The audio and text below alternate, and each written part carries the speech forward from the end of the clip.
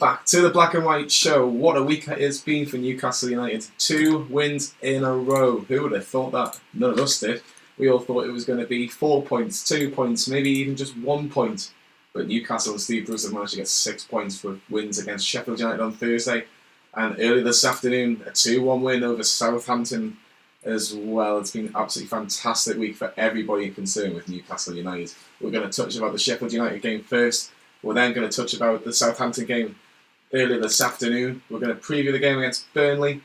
And then finally, we're going to have a quick roundup of the Premier League. There's been some big results this weekend. We've got the Manchester Derby in particular to talk about.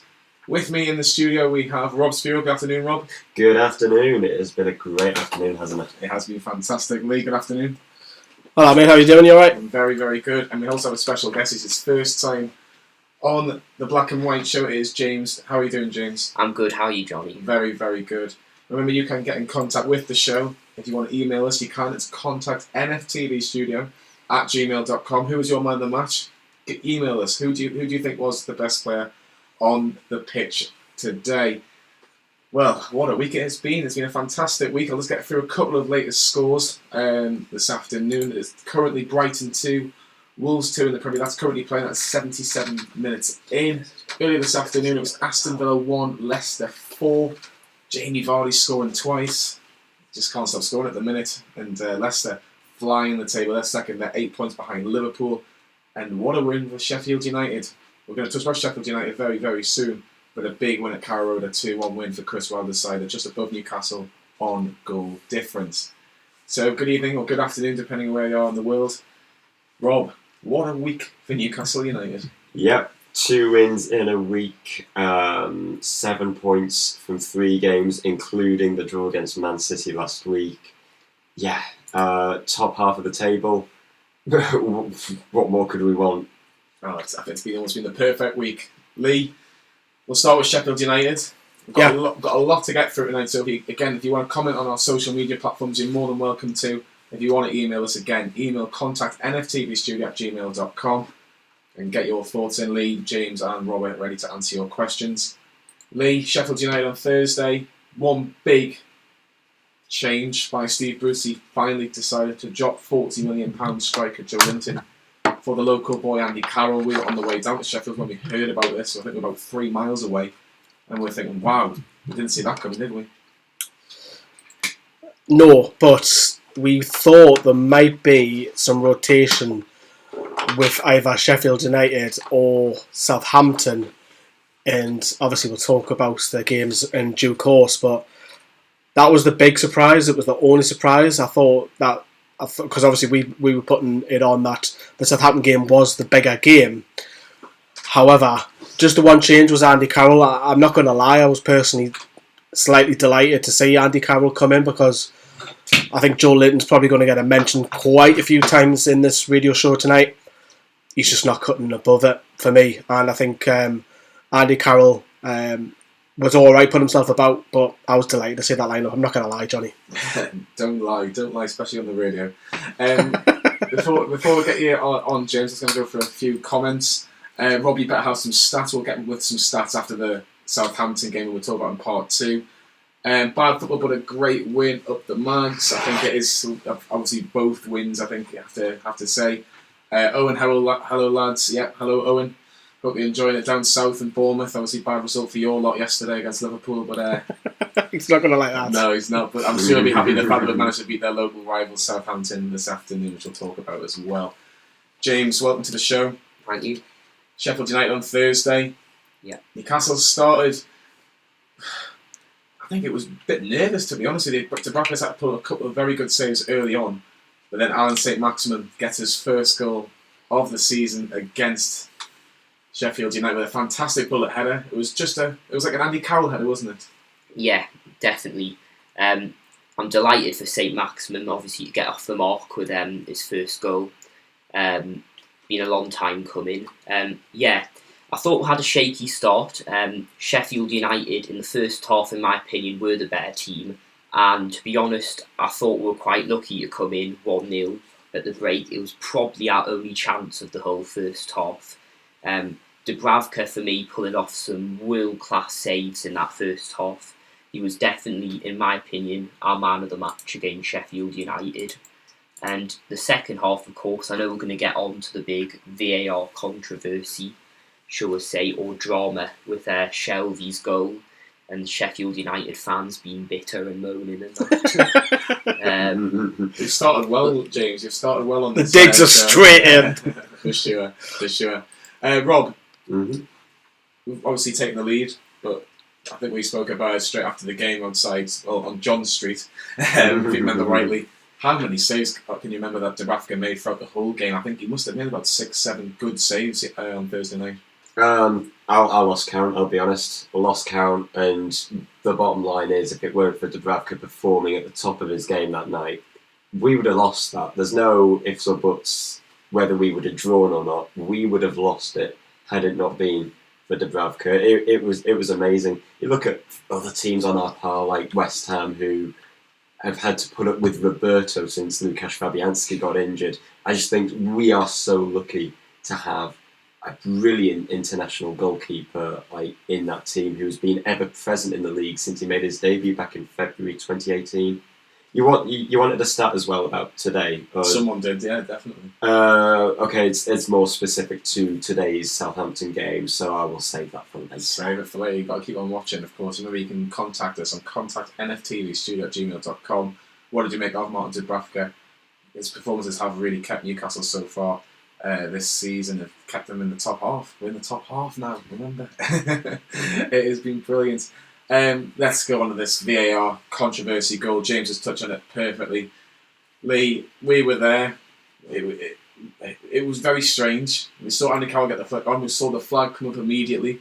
But referee Stuart Atwell was the only one that played to the whistle because he's got the whistle in his hand. And he allowed John Joe Shelby to go through and score. And Lee, we were waiting and waiting and waiting. But VAR got the right decision and Newcastle went 2-0 up controversially. We don't know what's happening, Johnny. We don't know whether it was a goal or not a goal. This is where a few people have talked about the confusion inside the stadium. Obviously, of course, it benefited us. Let's not kid ourselves. But we were like, because we're going to play a clip shortly, and there's a bit of confusion with me in the audio saying, I don't know what's happening here. What was the point in allowing John Joe Shelby to run on and score? Because no one knew what was going on. We didn't know it was offside or it was a foul or nothing because we haven't got the benefit of a Amazon replay. But as you mentioned, Johnny, you were obviously next to me on the ground, and you were saying the longer this goes on, this must be more serious. They must be looking at it more. And obviously the goal's given and the place goes nuts. And you've got to play to the whistle. I can get why Sheffield United are a little bit upset because the linesman's put his flag up, but the linesman's only second in command. The referee is the leader on the pitch. He dictates the rules. He is the one that says yes or no.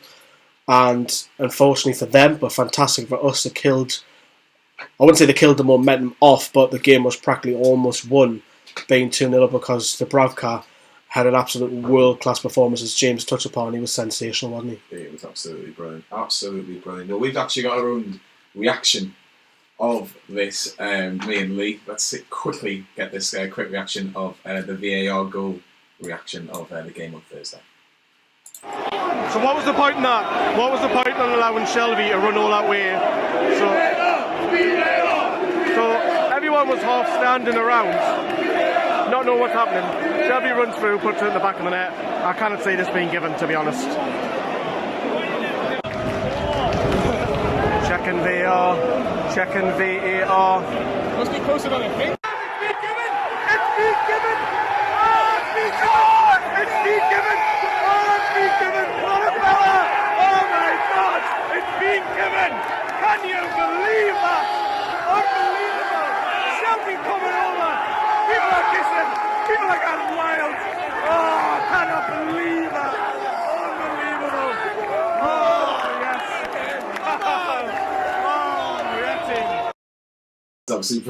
That's absolutely brilliant. James, in the words of Lee, can you believe that? Yeah, because Did you genuinely think that was going to be given? I didn't. I thought it did. Not the first, but the longer it went on, you just knew something was happening. Like you just touched upon a minute ago, I felt something was going to happen, and when it was, because it happened, it was for about 3-4 minutes. It was lasted. long, it was long, And I thought, yeah, they're going to give the goal. What would be the point in VAR if you're making a decision for 3 or 4 minutes and it doesn't get overturned? Like, there'd be no point in it and that. So I kind of knew after a couple of minutes, yeah, I think they're going to give the goal. And obviously it was eventually given, which was great because they were creating chances in that second half as well. And if we'd went in towards the last 5-10 minutes, 1-0 down, they could have went for it more. What do you make Chris Wilder's comments that the game's gone? Well, obviously VAR is going to cause controversy. We all know this. There's been, not just our game, there's been multiple games this season where, not even involving us, where teams have had VAR controversy and that. There is some bits that I don't agree with. Like, for example, the big thing I have an issue with in terms of VAR is at the World Cup last summer. Or was it the World Cup? I think it was the World Cup, but also the Champions League, especially last season. What used to happen was if someone went to VAR, they'd get the referee to go run off the pitch and go to the monitor by the side of the pitch. And that, in my opinion, is better instead of having somebody else in a VAR room miles away from the stadium. When at the end of the day, the referee is the one who's in charge of the game and refereeing a game. Why do you need somebody else in a studio to look at an incident where a referee can just run off the pitch? It doesn't take that long because it still takes long to make a decision, like because the referee has his mouthpiece in his ear and that, like waiting to make a decision, and it still takes just as long as well. So that's my big issue with VAR. Do it like they did in the Champions League and the World Cup. Yeah, for sure. But I think the Champions League is very different though, Rob, because like James has said, you know, it just seems to be different versions of VAR.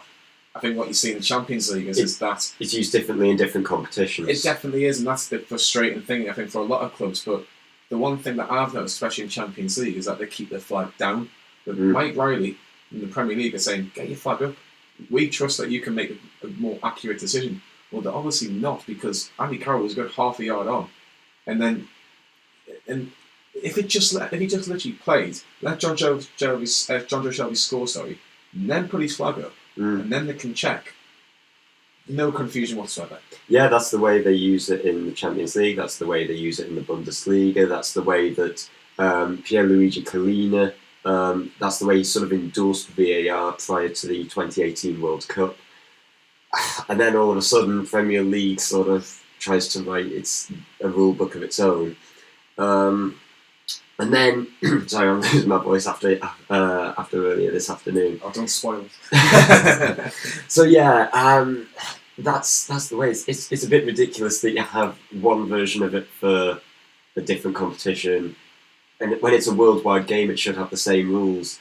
And I forgot about what point I was about to make. It was a good point as well, I thought, but I've forgotten it, so I'll let you continue. Let us know when you come back, when we'll get you straight back on it. Let's get a few of your comments in there. Carroll makes more of a difference than Joe Linton does in games, but I hope Joe Linton does find his form soon. That's from Chris.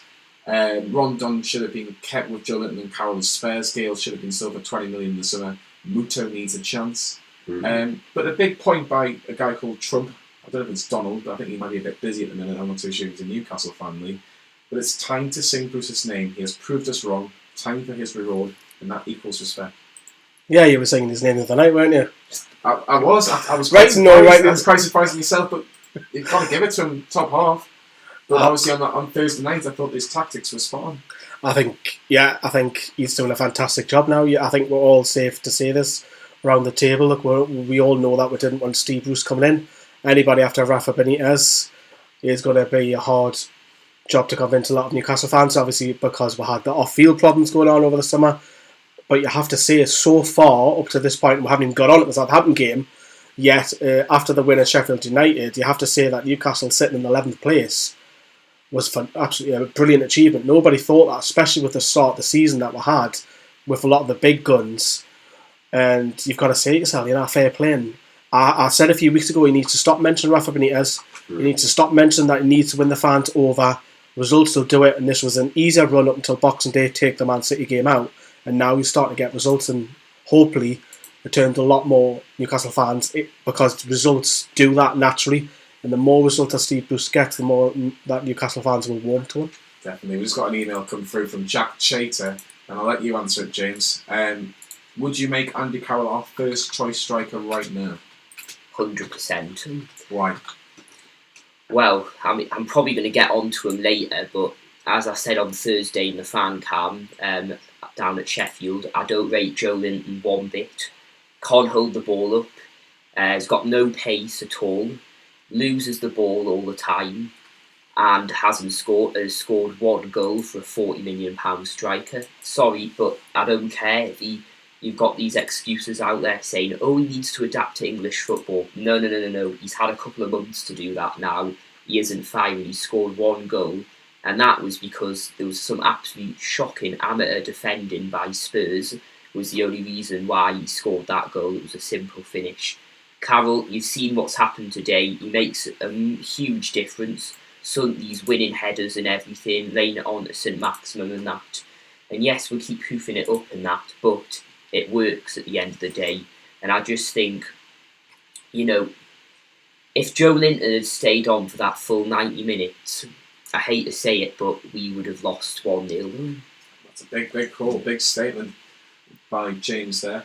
Let's get Steve Bruce, Andy Carroll, John Joe Shelby's reaction to the results on Thursday, in which they got all 3 points, controversially. Away from home in the Premier League on a night like today against the informed team, one of the informed teams of the Premier League. We're delighted. We'll take it. I'm delighted with the spirit the team showed and the attitude. They've been terrific of late, and let's hope we can continue. Especially the second one when it went to VAR and we got it, but the first one, Mankey's put a great ball in, and Maxi got up there and got the goal that he deserved, and then obviously John Joe went through, and a lot of people stopped, when the flag went up, but we've looked back and it was onside, so we're delighted, and I'm even happier with the assist. And it takes you up to 11th in the table now as well.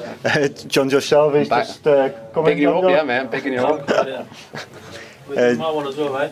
John Joe's just coming in there as well. It takes you up to 11th in the table now. You must be really pleased with that start to the season. Yeah, great. We, like I say, it was going to be tough. It was tough last week as well when we got the draw, but we're a good team and we showed it again tonight. And John Joe, your fourth goal of the season now. You just keep putting them away, but probably none as bizarre as that. No, it was a bit weird, but I knew that he was going to win the header, and luckily he weren't lazy and he got back on side for me. But the ref said before the game if you're through on goal and the lino flags, then just to carry on. So just done what the ref told me to. How confident were you that it was onside as you went through and put that away? Because their fans were calling for you to be shown a yellow card. For me, I wasn't that confident, but I just listened to the ref, and you have to just do what you're told at the end of the day. And once I'm one-on-one, there's no chance I was missing. No chance he was missing. He had the whole of Sheffield, or that part of Sheffield, for sure, to put that goal away, which he did fantastically. Just touching a little bit back on Joe Linton, obviously we're going to touch more about Joe Linton's performance against Southampton League. But I'm just going to say, I'll just say his first name because I'm not too sure about his surname because I'm not too sure about his first name, Mr. Freckwood. Give the lad a season to find his feet with Joe Linton and find his true role in the team. With ASM out wide, we can experiment with him a bit. Don't write the kid off just yet. Have you written him off yet? No, I didn't. I wouldn't say I've written him off. I said I wanted him out of the team a few weeks back, and I was the only one that was actually saying it because I could say that was happening with the team.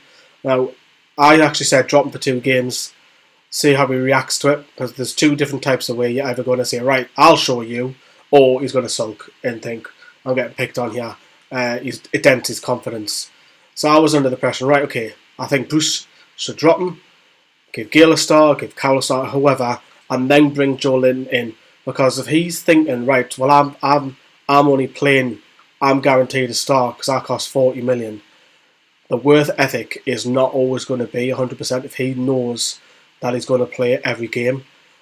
And obviously we'll talk about the Southampton performance because that was a lot worse than what it was against Sheffield United. Of course it was, but I think Andy Carroll in the 2 games so far this week, he's proved to be a handful, and the difference he's got 2 assists. I know we'll talk about the game later, but it's one of them. I would take Joe Linton out the five line for a couple of games, me. Yeah, for sure. Jack Chater has actually mentioned again. Remember when we wrote off Torvan? Rob? Yeah, it's Is it too early, basically? Oh yeah.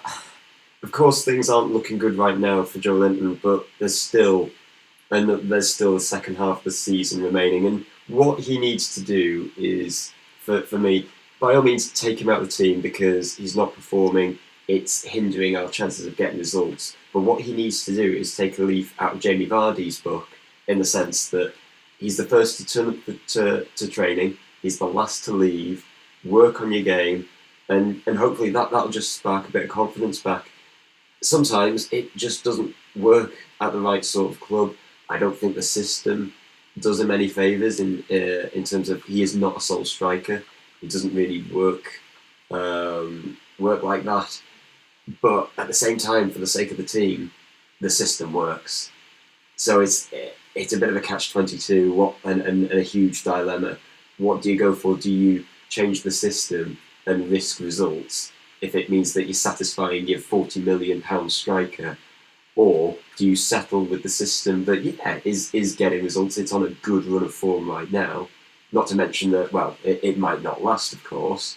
But at the same time, at the moment, this feel-good factor is there, but you're not getting the best out of your £40 million striker. Yeah, it's difficult because obviously Joe Linton has got that price tag on him, James, and £40 million.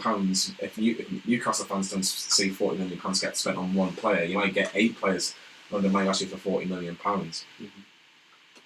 Realistically, how many goals were you expecting him to score this season to should make off that £40 million basically? Well, obviously I wouldn't expect loads of goals. I wouldn't expect him to turn into Aguero in his first season and whack in 20 or 30 or any of that. No, but double figures, wouldn't you? Yeah, you'd at least expect him to score 12, possibly 13. But I'm sorry, we're nearly halfway through the season and one goal for a £40 million striker. Sorry, but that's not good enough. We're Newcastle United, we're not Man City. We can't keep giving him these chances when he's cost us £40 million and he's only scored 1 goal. But then again, on the flip side, I don't really blame him. I blame that idiot Charlie who thought it was a good idea to spend £40 million on Joe Linton. Because at the end of the day, this is another thing about the £40 million price tag. Ashley is not going to give people like Charlie £40 million and that to spend on one player now. He must be thinking of, why did I give these idiots that money to spend on him? Do you know what I mean? And I don't particularly like Mike Ashley, but this bad form of Joe Linton, I have a opinion, is going to make him turn around and say, well, why should I bother giving them this amount of money when they're just going to waste it on a bad player? And that's my big fear now, where he's going to play it more safety first. Out of those front three, for me, it's only ASN who's, I wouldn't say cutting it, but he's much more of a lively threat out of all three of them. Almiron, when he get the ball, I think, oh, what are you going to do? With Alan saint-maximin, you know what he's going to do. Yeah. He's going to frustrate you probably a lot more than the other two, but he'll do a lot more than the other two as well. Whereas Alan saint-maximin, I mean, I didn't expect that. That was a Carroll header midweek. Yeah. But out of the three, he's the one where I think you pin your hopes on for him to get you up the either two things, get you up the pitch and beat 2 or 3 men to create something. But the problem with Alan saint-maximin is that his final ball lets him down, doesn't it? Yeah, definitely. I'm just looking at a couple of comments. People are mentioning Bundesliga, and he said, look at his stats in the Bundesliga. 40 million is way too much, and he scored 7 goals in the Bundesliga. And obviously the manager that they were playing under, Rob, was it Nangolan? A lot of the players... No, Julian Nagelsmann. That's... Yeah. I was trying to say that, but I know you were not... Nangolan plays for Cagliari. Yes, I knew... I just couldn't remember how to say it, but I know exactly who you're on about. In terms of his players, though, that have gone on from the Bundesliga that haven't really replicated it at other clubs, and Joe Linton is another example of that. Yeah. Is it tough to put that sort of comparison with the rest of the players, or are Newcastle fans not expecting too much from him now? Certainly right in the sense that Nagelsmann, he worked so many miracles at Hoffenheim, took them from pretty much write-offs for relegation back in 2016, and a year later turned them into a Champions League team. That was incredible. And yes, he does get the best out of the players, and Joe Linton is not in an exclusive club where players have moved on from Nagelsmann's Hoffenheim, who's now at Leipzig now, of course, and they have failed to replicate it. Nico Schulz has had a tough time at Borussia Dortmund this season. But also at the same time, you got to look towards this. It's a huge difference, isn't it? The style of play in the Bundesliga. Hoffenheim, of course, a very attacking side. They play a similar system. They play a 5-3-2 formation typically. Well, that's the Nagelsmann way. But what happens with the crosses is that, I've said this time and time again, Kaderabek and Schultz are expert crossers of the ball. We don't really have that. Yedlin, Manquillo, Willems even, his crossing today was really poor.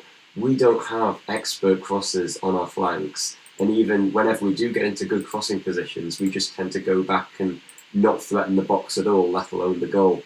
So it's a huge difference. So he's still finding his feet, Joe Linton. But at the same time, it's the goals that you need to look to the strikers to get onto. I'm not saying put pressure on him, but I'm more of a liberal approach where I would just tap him on the shoulder and say, "Come on, mate, we need you to start firing them in." You need to try and find out what actually pushes these buttons. Essentially, I think Steve Bruce is the man to try and find that out, because he's done that with Carroll. I mean, we really like Steve Bruce, don't we? But yeah, we really like Steve Bruce. He's a really good man manager. And Clinton Morrison said it this week. Steve Bruce is one of the best man managers he's ever come across in his career. Nagelsmann is more of a do that job and trust me, and it works. Yeah, exactly. It works, and we'll just have to see how that goes in the future for sure. Newcastle held on Thursday night and got that 2-0 win. We were at the game, Newcastle Fans TV, and we have our own reaction to the game. We were outside Bramall Lane when all the Sheffield United fans had left. And this is what we had to say about Newcastle's 2-0 win on Thursday evening. It was absolutely fantastic, and I think that Carroll deserves some credit, because I do think that he caused some confusion in their box and some panic, because you've got Andy Carroll in the box and the crosses coming in, so automatically you are going to sort of gravitate towards him, creating the space. A fantastic header, great goal, great celebration. Love the lad, pleased for him. That confidence that he's going to get from that as well. He's a lad who clearly cares about the club, cares about the players, cares about the fans coming all the way down here on a Thursday night. And it was just a fantastic moment and totally unexpected, because we were under the cosh. Those defenders are looking really good. Clean sheet. That's another clean sheet to add to the statistics. And that's all because of Dubravka. I wouldn't say it was predominantly because of the defenders. So, yeah, I think the defence, the whole team have Dubravka to thank for tonight. It was because of him that we've actually come away with 3 points. Not one, not none, but 3. It seems that the keeper's just stopped and maybe one defender's just stopped. Or do you have to be critical because they're not playing at the whistle? That's a pretty good question. I think, yes, there will be some slight grievance towards VAR, because many people have called for its abolition, certainly for the rest of the season. But then at the end, I think predominantly as a manager, your players haven't played to the whistle. Because at the end of the day, yes, the linesman has flagged, he's been given offside, but there is still a possibility that Shelby's going to put it in the back of the net, score, and a goal might be given in about next year. You can't be critical against VAR. No, credit where credit's due, though, Paul, with the referee playing on. He was the only one that was going play on until we see what happens. Until you know what's right. You can't be critical with VAR. If I was Wilder, I'd be absolutely foaming. Would you go wild? I would go wild. Wild in the aisles. To be honest, I thought it. Obviously, it's really difficult from where we've seen it, but it looked offside to me. But the sense when it went on for like 1 or 2 minutes, I thought, you know what, they're going to change the decision here. And you could see the fans celebrating a couple of seconds before as well. It was just fantastic, and then to have the fans singing VAR, VAR, it was hilarious, and just absolutely brilliant performance in all. But yeah, so fantastic. But Fernandes, Dummett and Clark in particular, Manquillo again. he's keeping the head out the team for me. You know, it's where it all started for Mr. Brooks, isn't it? We're back where it started from. So yeah, a 10 out of 10. Why not? Eh? Another thing as well, and you might get on. I don't know if you got it on the vlog. The affection towards Steve Bruce now. Yeah, that's changed. That was a bit of singing. There was a little that wasn't happening against Leicester. You know, it's last 6 weeks, 7 weeks for Newcastle. It's been a good, complete turnaround in terms of Steve Bruce. I think fans are now starting. Maybe I don't want to say get on board, but they're more trust in him now. Are we trusting Steve Bruce now, or have Newcastle fans got on board with him now? Well, it's a good question. I still think most people are on board with him, in my opinion, now. And touching upon that, I was actually really pleased to see the reaction he got after the Sheffield United game the other day, where he'd finished like shaking hands with the players and that. Then he actually clapped us, which I think that's the first time this season he's clapped the fans. And I think because at the end of the game you see him, he's just normally by his technical box and that. And the reason I think he's done that is that he's wanted to clap the fans. But he knows because of the criticism he got that he doesn't know whether he'd get a good reaction or a bad reaction. But the other night, everyone was in such good spirits, and you see the reception he got was really good. Yeah, definitely, he's proven me wrong, definitely. I didn't want him in. I personally wanted someone like Laurent Blanc or Jose Mourinho, even though we probably weren't ever going to get them in the first place. But fair play, he's proven us wrong with a team that, apart from Saint-Maximin, well, Saint-Maximin and Perez are both got similar qualities in different attribute areas and that, if you like. Sure. But apart from that, Rondon's better than Joe Linton. The team's pretty similar, and the other thing that I've been really impressed with them, how so many of our defenders are managing to chip in with goals and that. It's been remarkable. It's been brilliant, and I think he's just proven everyone of us wrong, and I think he just needs to keep it up. We're doing really well at the minute, and as I said, as long as we survive, I'm happy. 13th, 14th, happy. You're a journalist, beautiful, dream you. You give like long word answers, which is brilliant. I think everybody's happy with Steve Bruce so far, especially this last few games in particular. Just finally, before we go on a break and we talk about Southampton, we have to talk about the defence. Obviously, we're still saying 4th, 5th and 6th choice centre-halves here. Why are they giving us some fantastic performances, especially away from home? Are they just doing the basic stuff really well? I think we've got a really good clutch of 5 or 6 quality centre-backs. Federico Fernandez was sensational on Thursday night, and it's not the first time Alan Shearer's put him in his team in week twice, I think it is now. So I think it's an area where we don't have to worry as much. So if someone comes out and another one comes in, it's like, oh, okay, we don't have to worry about like the past where, oh my God, Titus Bramble, you know. So I don't think it's a concern. The only thing is probably leadership qualities that Jamal has, but overall I think the defence, you don't worry, do you? Yeah, for sure. Right, we'll have a quick break, and in part 2 we're going to talk about today's game. Newcastle 2, Southampton 1. We're going to be talking about Andy Carroll. We're going to be talking about Federico Fernandez, the goal scorer as well. And get your comments in while we're on the break. Get your man of the match in for the game against Southampton. Who was the one for you that made the difference this afternoon? We'll be right back after this short break.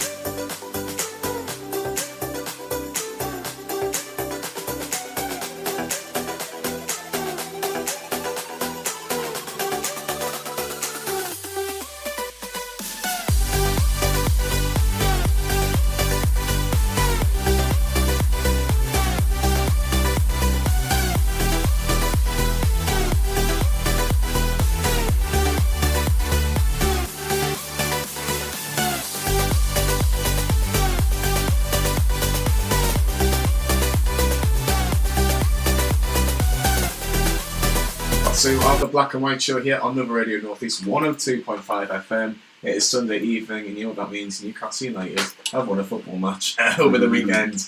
Well, if you're talking the last couple of weekends anyway.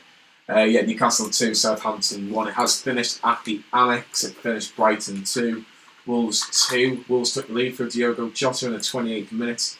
Neil Maupay and Davy Proper gave Brighton a lead going into half-time. But just before half-time, Diogo Jota again equalised for Wolves. And what does it mean in the Premier League table? Well, it means that Wolves go up to 6th on 24 points, just behind Manchester United and 5th on goal difference. Brighton stay in 12th place, same points as Arsenal. Newcastle, for everybody, 10th place. On a clutch of teams of 22 as well, Crystal Palace and Sheffield United, who also won today, was behind them on goal difference. But now it is going to be Newcastle 2, Southampton 1 that we're going to be talking about today. What a fantastic win again. It wasn't the prettiest, Rob, but massive 3 points. You're right. I think overall, especially for the neutral, this was not an entertaining game at all. Especially that first half. It really needed a goal to sort of burst into life. Unfortunately, we didn't get the first goal, so we were up against it from the start of the second half. But we don't see it very often where we come from behind and snatch all 3 points off them. And hey, this was actually the 99th time Newcastle United played against Southampton, and only on 9 of those 99 occasions has the away team won. That's an absolute stat and a half. That I think. Well, 2 stats. Well, 2 stats exactly. Thank you. No, but it's absolutely remarkable because Newcastle have got a horrific record down in Southampton. My uncle actually lives in Southampton, and he's seen Newcastle win 3 times in over 30 years, and that's including Adele and St Mary's as well. So Southampton have the same. Oh, sorry, you said Adele. James, Newcastle, I thought started poorly. I thought Southampton were the better team and had a lot of good ball. James Ward-Prowse is getting involved. But I think Martin Dubravka, similar again with the Sheffield United game, made 2 very, very good saves in a matter of minutes. The first one being Nathan Redmond through one-on-one, and he gets his leg onto it. At that moment, are you thinking the worst? Yeah, definitely. I think, as you said, Southampton were creating chance after chance after chance. And Dubravka, similar to the Sheffield United game, was getting us out of jail with some of the saves. As he said, we're poor pretty much for the first half, to be honest, and we're poor second half. I think obviously Clark came off injured at half time, and Shaw came on. I don't think that was Bruce's fault. There was some fans behind me blaming Bruce for the substitution. I think the only thing I would say is normally you'd probably put Fernandes to right centre back in that back three and put Fernandes in the middle, which I thought was a bit strange. But he didn't seem like he was ready to play. He looked a bit like hardly warmed up, to be honest, Shaw. And that was part of the reason why I think he made that mistake. And of course, Southampton capitalised and took the lead from it. They did brilliantly. Southampton, I thought Lee, as James has rightly mentioned, they were pretty much in control. They had a few chances. It was actually Nathan Redmond again who had a volley just inside Newcastle's box, which Dubravka made a very good save from. Newcastle managed to clear through the lens, but Nathan Redmond was a player that you picked out in the preview that potentially could do a bit of damage. I said Danny Ings, and we'll touch about his goal later on in the show, but if anyone was going to score in the first half, it was Southampton, and Newcastle were very toothless going forward, it has to be said, in the first half. Not an advert for football, was it? Let's put it politely. It was a shocking game, horrendous. The atmosphere was flat. The football was flat. Rob was shivering. nearly lost his body when one of the goals went in. More than that, shortly. It was an awful first half. Southampton, shaded it. They were the better side, and you're fearing. Well, you probably look at it and think, right, if Steve Bruce can get in, rollock them, maybe Newcastle might come out with a different side.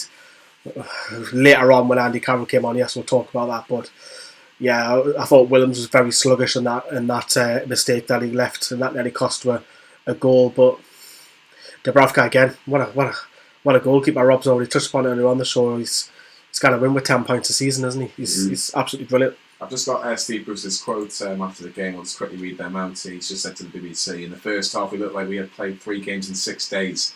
I felt we were flat, and it was not really until we changed things at half time when higher up the pitch we caused them some problems. So they stuck at it and they showed a bit of spirit. The introduction of Big Andy, obviously Big Andy Carroll, had glimpses today of what he had 10 years ago. He looks well at the moment. Big Andy Carroll coming on was a huge help. Ralph Hasenhüttl said also, I thought that the defeat was not deserved. It was our best away performance of the season. We had chances to be more than 1-0 up. It was a pity. Really frustrated for the guys. After we scored, I think we stopped playing a little bit. They had a big guy in front. I'm guessing he's meaning Andy Carroll, and they only went for long balls. The first goal we didn't defend well, and the second was a shot from outside the box. It is a pity. I didn't see a lot of chances for Newcastle today, but plenty for us. We didn't get the result, but it was a very good game from us. Is he being a bit bitter there, Ralph Hasenhüttl, Rob? Oh, it's always incredibly difficult to take when a team like Southampton, you start the day in the bottom 3, your second half record, your record as second half this season is atrocious. And you've made the long trip up north. I think it's 390 miles or so. It's a long which journey. which the fans will have to make again, going back, having left with nothing. They took the lead, and I think deservedly so. And so it from their point of view, it must be so difficult to take because we won that game, not in a pretty way, and because of that, they are having to take no points all the way back down to the south coast. Yeah, for sure. James, Danny Ings, I've said this for a long time, I would have him in Newcastle in a heartbeat. Yeah. And he showed why today with the fantastic finish, but how much blame does Fabian Schär get for not heading the ball away, where it just seems so strange, a defender not wanting to clear a ball? Well, exactly. Well, it was 100% his fault. You couldn't blame anybody else. Couldn't blame Dubravka because he's got us out of jail with plenty of saves in the last 3 games, especially. I just couldn't understand it. Why would you not? I mean, at the time I was fuming, and I was fuming with them because obviously it meant we were going 1-0 down, and obviously at that time we weren't probably confident of getting a result or anything. I just couldn't understand it. Like I said, he might have not been warmed up or anything. Rustiness. That was his first game for quite about 6 weeks, I think. It's just strange. Surely he couldn't have predicted whether Fernandes was going to be there to latch onto it behind him or not. So why wouldn't you not? Why would you not? He looked out of position, James, didn't he?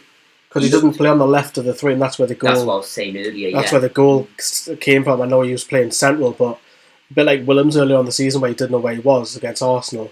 Fabian Schär doesn't look a little bit like, it's very unusual like him. You know that I love him. You know that I've got the man crush, etc. But I thought you've got to point the finger at Fabian Schär. It's his fault. Fantastic this season, so it's a bad mistake. He definitely has. But a lot of people are mentioning Javier Manquillo, Lee, and I'm going to put it out there. I think that since he's come back into the team, he's looked absolutely brilliant. He looks like a different fullback. I don't know if it's the confidence that Bruce has given him, or it's just the fact that he's in a bit of a winning team.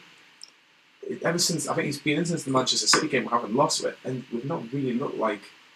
To be fair though, Johnny, so's Yedlin. We haven't really got him in the team at all. So's Yedlin, bar 1 game. Yedlin's looked absolutely brilliant. I think it's good that we've got 3 first-team right-backs, and Bruce is quite happy just to change, in particular, Manquillo and Yedlin at any one time. If Yedlin's fit, I think he comes back in, though. Even though Manquillo has been playing well. Emil Kraft obviously started, and we were Bambi on ice moments. You're petrified in case the defender comes near him, attacker, sorry. But either one, the similar and different circumstances, Yedlin's probably better going forward. Manquillo's probably improved his defensive game massively in the last 12 months. Out of contracts at the end of the summer. Do you renew it? At the minute, you have to. You have to. If it's easier than buying a new right back that we're not too sure on, isn't it? The problem that I've got with right back is out of the 3 that we've got, none of them are the 3 that will take us forward. If we're keeping one of them, the other 2 have got to go. So and then bringing you right back in. That's what I would personally do. I wouldn't want one of those 3 being our right back for the next 5 years. That worries me. A little bit. In one word, all 3 of you. I'll start with you, Rob. If both are fit for Burnley, who starts? It's got to be Manquillo. Manquillo. James? Manquillo. Lee? I'll go Yedlin because I want to see us attack Burnley. Be interesting. Get your comments in either to say Manquillo or Yedlin, and also if you want to get in contact with us, Jack Chater or he has done via email, and it's contact nftvstudio@gmail.com. So Newcastle equalised from Danny Ings' goal, fantastic finish, and Andy Carroll was brought on for Joe Linton. We've discussed in depth about Joe Linton, but we'll probably have to discuss him a little bit more in a minute. But Andy Carroll came on, and it was his cross that was met superbly by John Joe Shelby with a fantastic header. I don't think I've ever seen John Joe Shelby score a header for Newcastle. Correct me if I'm wrong, Rob.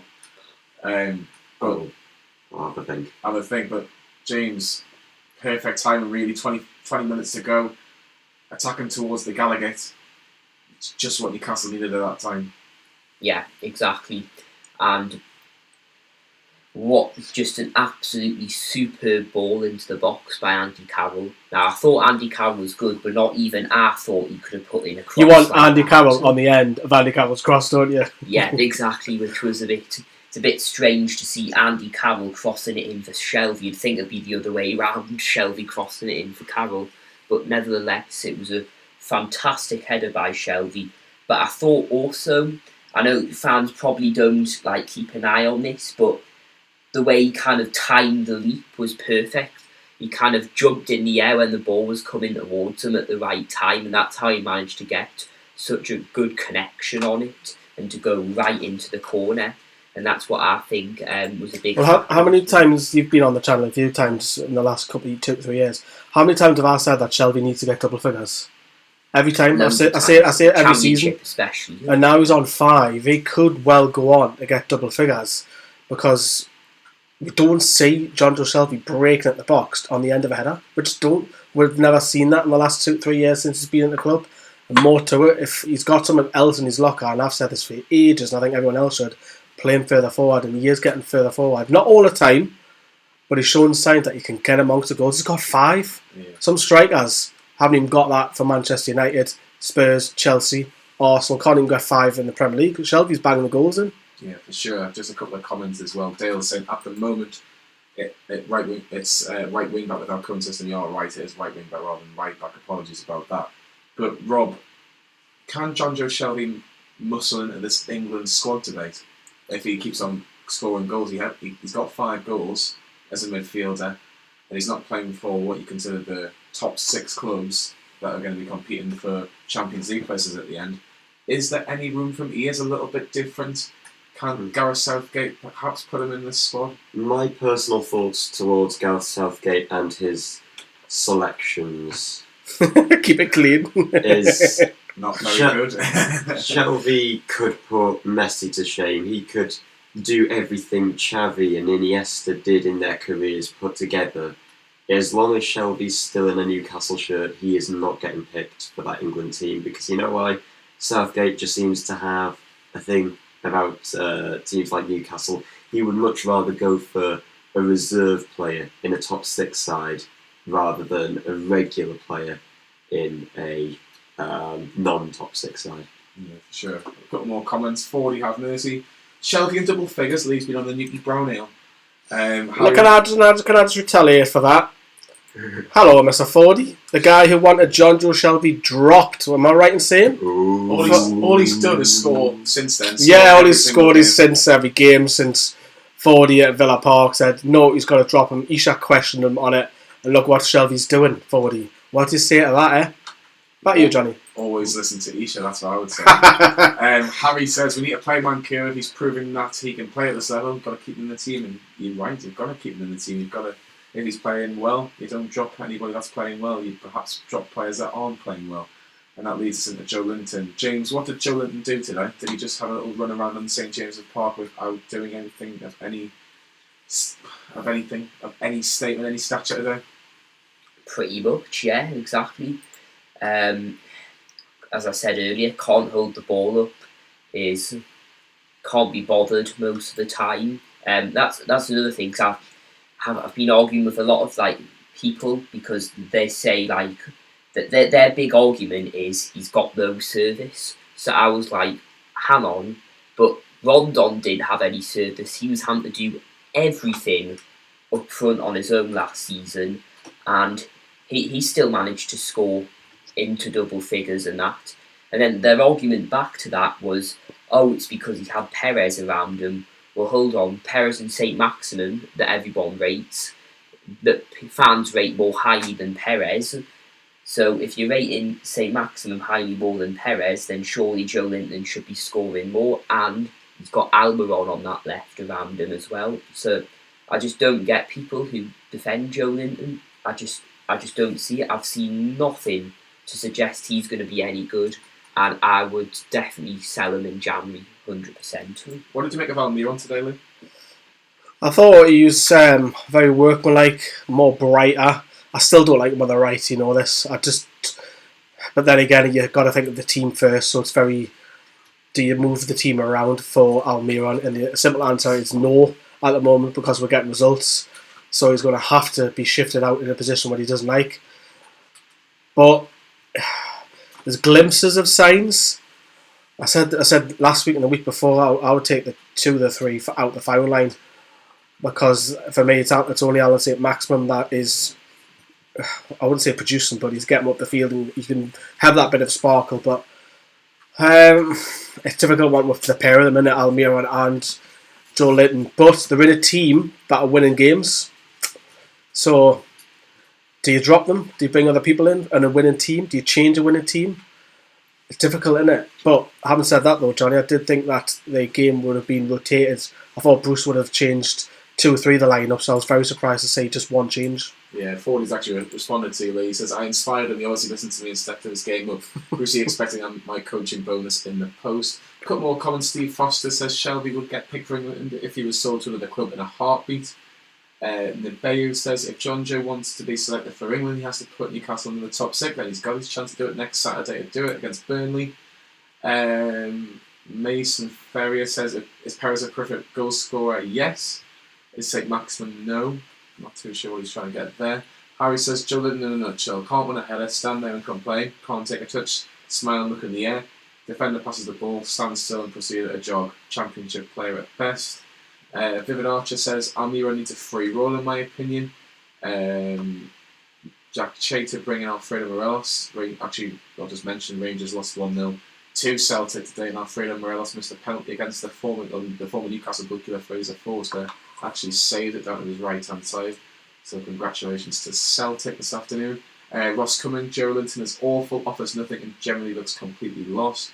Almiron offers so much more defensively but has no confidence to attack with the ball and looks to get rid of it immediately. We've got to look anymore. If Forward says if Almiron gets a nosebleed every time he gets a sight of goal, drop him now. So if anybody wants to put a bet on Almiron to score first against Burnley next week, I think you might win some money if you're listening to Foley from the last couple of games anyway. He's the oracle, and he is, yeah. So if you can say that I'm not going to win the lottery next week, Foley, by all means put that in the chat as well. You can see Foley sort of responded there.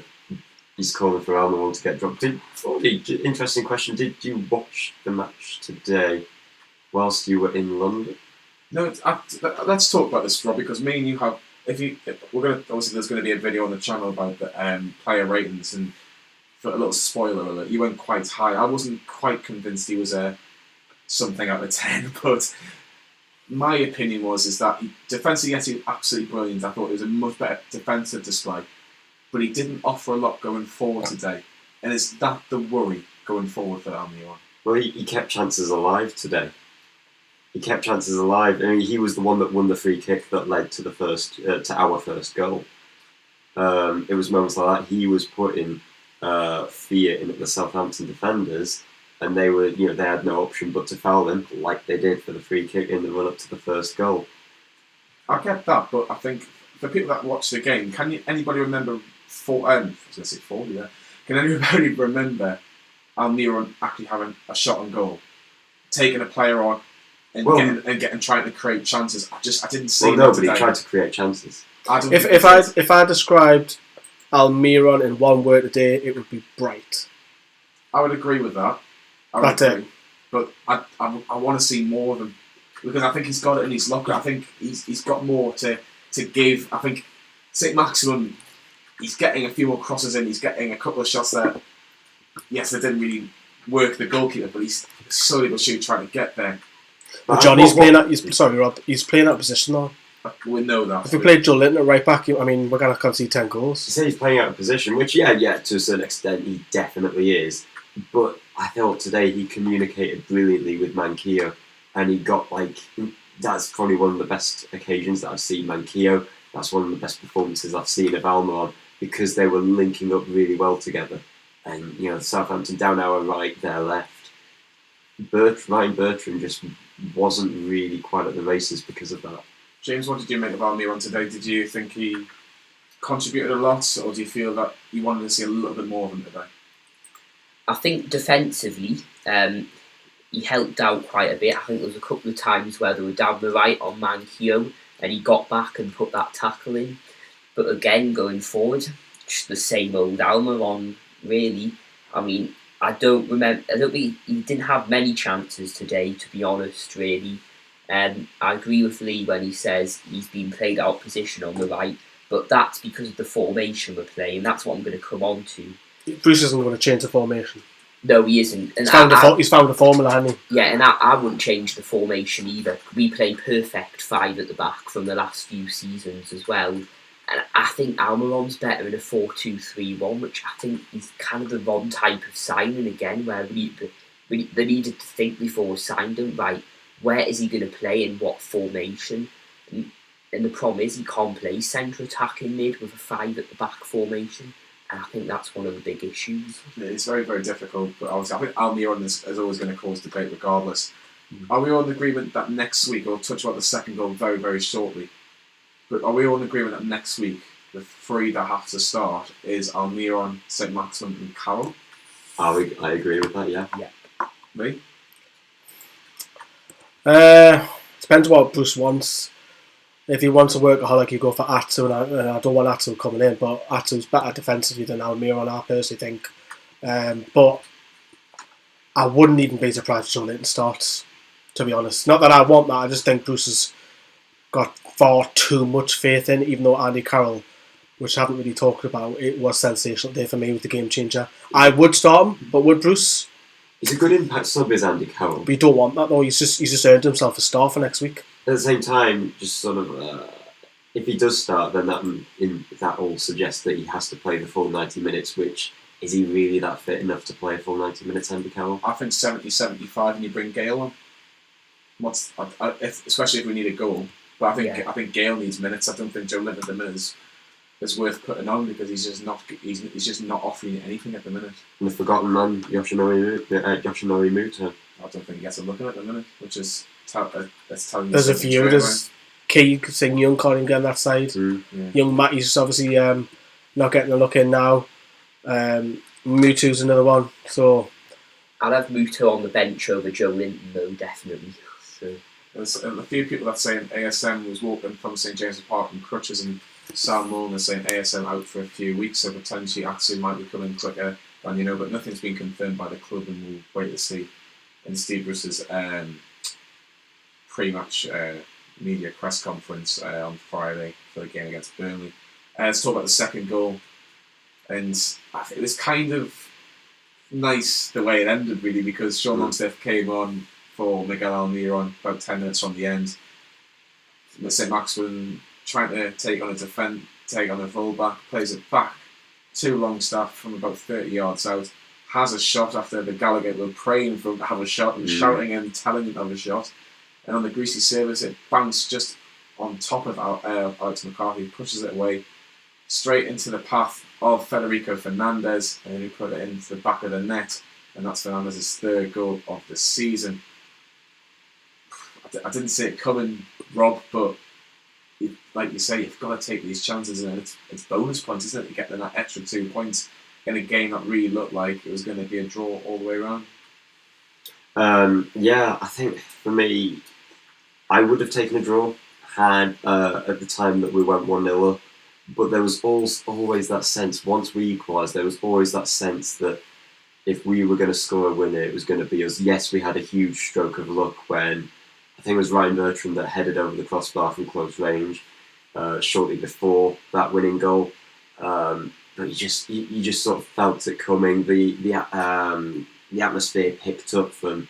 It was pretty dead in the first half, and it really picked up after we equalised. The feel-good factor was back, and thankfully Federico Fernandez, right place, right time, stayed on side most importantly.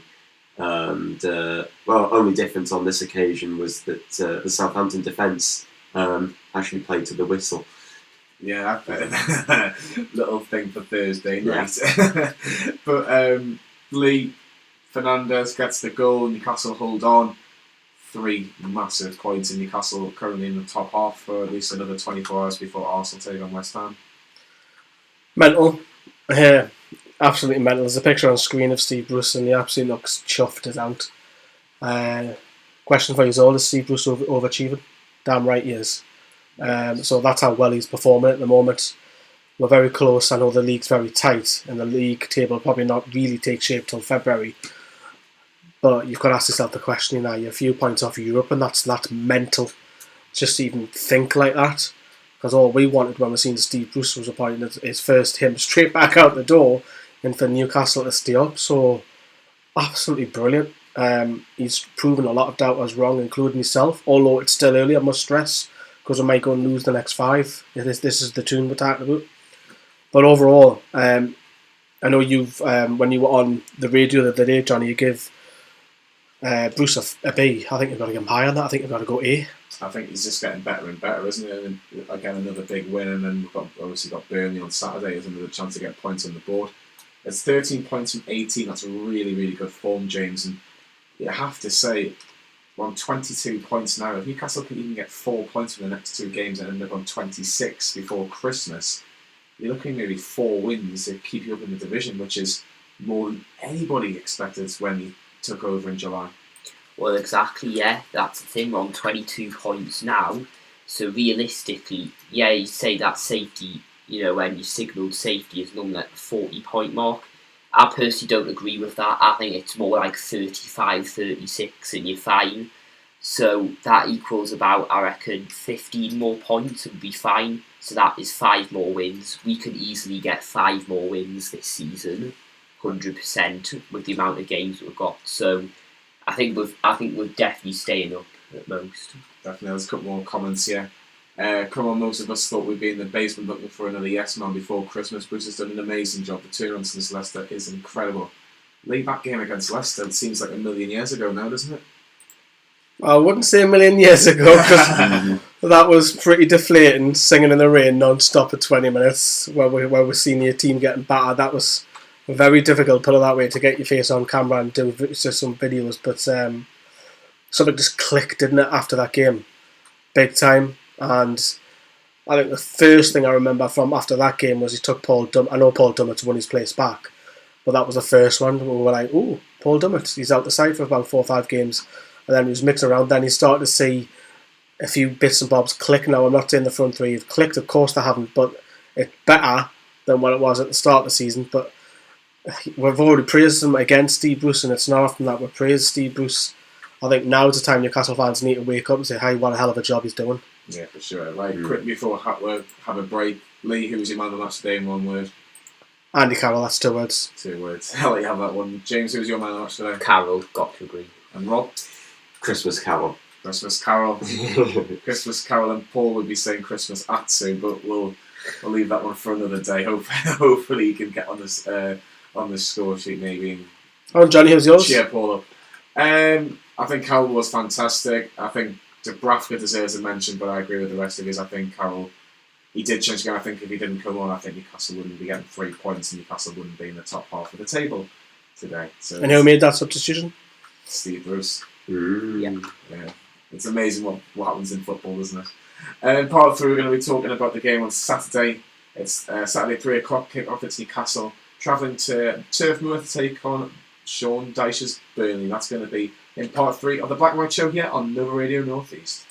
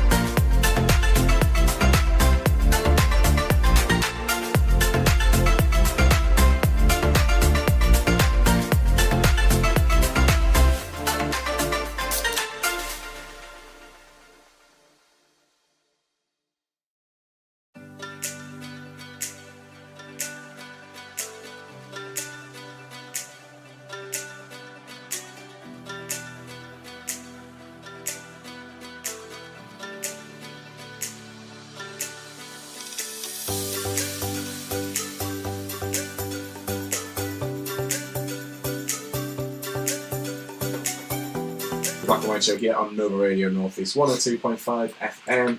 It is part 3 of the Black and White Show. We're going to be discussing Burnley versus Newcastle on Saturday. Burnley, yeah, in Lancashire, Turf Moor. Lovely part of the world. No one said. I was about to say. a lot of hills. Apologies if I've offended any Burnley supporters this evening. But Well, both of them. all two of them. That's if both of them are listening. Definitely. It's been a bit of a poor week for Burnley, but they've had Manchester City at home and Tottenham away. 4-1 against Manchester City on Tuesday night. And then Tottenham 5, Burnley 0. I'm just looking at the last couple of games for Burnley now, as you can see on your screen if you're watching on the stream. Obviously 5-0 against Tottenham, 4-1 against Manchester City, 2-0 against Crystal Palace they lost as well. It's last few games haven't been great for them, Rob, but they're just doing enough on there. Sean Dyche has still got a side there where they are picking up the odd win like they did against Watford and West Ham. It seems to be enough for them to keep them at the bottom 3 at the minute. Squad-wise, I think they're in a very similar boat to us, where there are 3 teams worse than them that will take the plunge into relegation. You look at that run of form. That is concerning. It's going to take something special for them to turn that around. The question is when. Of course, heavy defeats against Man City and Tottenham, that's kind of no mean feat. But when you look at the home defeat against Crystal Palace, that was last weekend, they're only, and winning 3-0 against Watford, that's fairly easy nowadays. The other 3-0 win was against West Ham when Roberto was in goal. Again. We all love Roberto. Yeah. Name, is it your brother? Is your Spanish brother? I don't know what you're trying to say. But yes, their wins that they've picked up in that run of form, they've been it's been a fairly easy day for them. So they are more than capable, but at the same time, I think they're there to be had. We can attack them, and we have every chance of taking all 3 points away from Turf Moor. Yeah, for sure. James, Sean Dyche has been at the club since 2013. Actually, no, 2012, I did tell a lie. 2012-13 he came and then replaced Eddie Howe, who went back to Bournemouth for family reasons. I think he lost his mum a couple of months before he actually went back down to Bournemouth. Sean Dyche has done a magnificent job. 2 promotions, only 1 relegation. And he's finished 7th place to take Burnley in the Europa League a couple of years ago. It's a fantastic job by Sean Dyche. At the minute, he just seems to know how to get this Burnley team ticking. Do you think that he potentially could get a bigger job in the future, or do you think Burnley's probably about his level? No, I think he's a really good manager, Sean Dyche. I rate him as a manager, and I think he could well get a bigger job. Everton job's up for grabs. He's turned the Everton job down several times. He has, hasn't he? The only thing I would say is Everton a massive step up from Burnley compared to one of the big 6 like Arsenal? It's a bigger step up though, isn't it? Aesthetically. It's a bigger setup, but not like a massive change. That's the only thing I would say. Oh, come on, I know Aston Villa fans don't like you, but you're going to step on Evertonian fans like me. I would personally say if Sean Dyche was given the Everton job now, I think he'd take it in a heartbeat. I think, can you be at a club too long, Rob?